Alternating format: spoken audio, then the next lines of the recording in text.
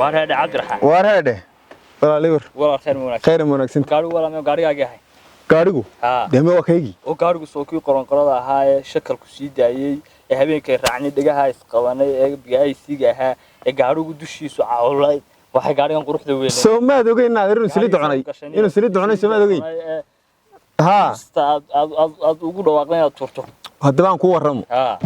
inaad eridle marka Ilaahay wax ku soo dirayo meel yar aad filayn baa laga soo dirayaa haye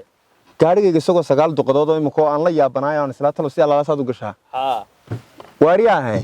waanigi la midoobay shirkadaad kulleedeysoo la yiraahdo dhaweeyay haye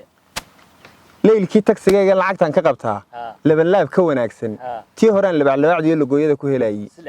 halkan laabkana geerish la yaab leh ka samays oo gaarigaaga laftiisa hadii ay biri liicdo ama leerku xumaado kul xaamidanayso la yaab kaaga dhigaysa haye Soomaad garan la meechadina diyaar haduu la caashidaal kaalintooda ku laabi dhaweeyay kaalintooda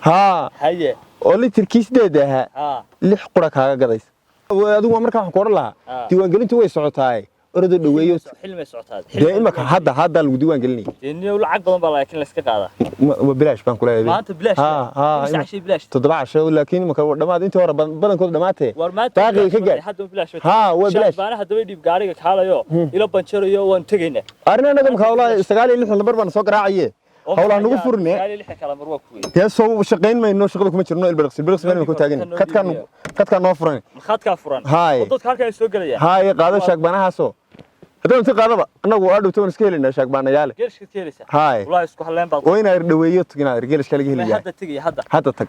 hadda wax ugu xanibaadaan kula soo hadlay waayeenan